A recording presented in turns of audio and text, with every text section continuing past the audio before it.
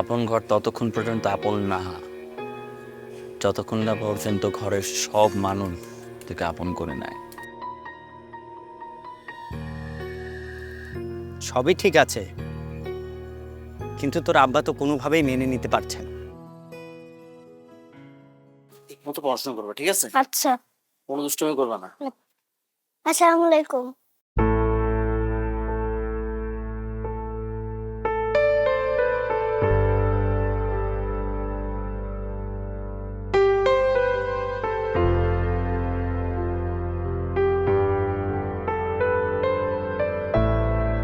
সালাম দিবি কেন তুই? তুমি তো বলছো রাস্তায় বড় কাউকে দেখলে সালাম দিতে, তাহলে এটা আমার দাদা না? হ্যাঁ, এটাই তো দাদু। তাহলে আমি কি কাউকে আর সালাম দিব না? না না না, অবশ্যই তুমি সালাম দিবে। আর চল, দেরি হয়ে যেতেছে।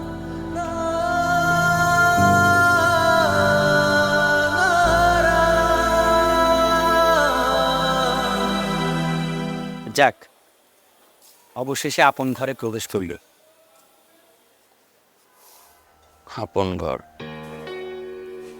আপন ঘর ততক্ষণ পর্যন্ত আপন না, যতক্ষণ না পর্যন্ত ঘরের সব মানুষ তোকে আপন করে নেয়। সবই ঠিক আছে, কিন্তু তোর আব্বা তো কোনোভাবেই মেনে নিতে পারছে না।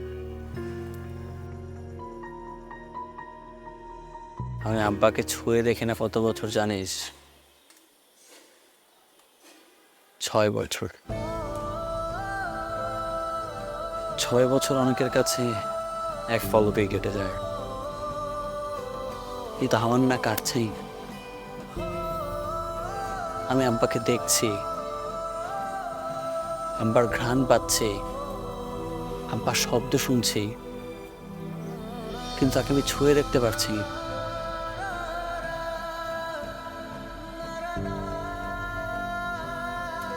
মৃত মানুষের শোকের চাইতে জীবিত মানুষের শোক অনেক কষ্টে।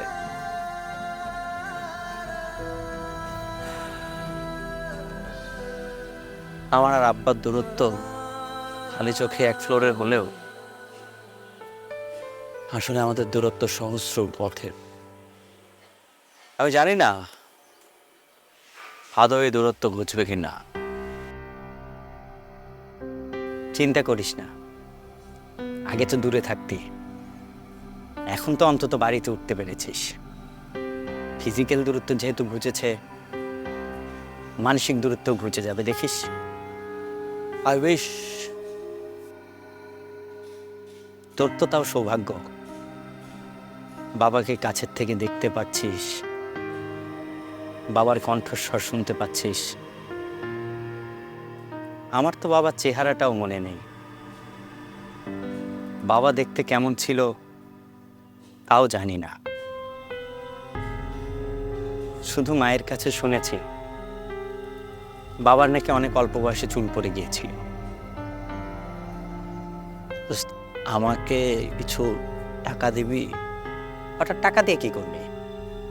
না, ওই মনের কয়েকদিন ধরে জ্বর জ্বর, 3 দিন হয়ে গেল। ভালো একটা ডাক্তার দেখা। তুই এই কথা আমাকে আগে বলবি না বোকা। চল আমার সাথে ভূতের চেল, আমি টাকা তুলে দিচ্ছি। আয় চল।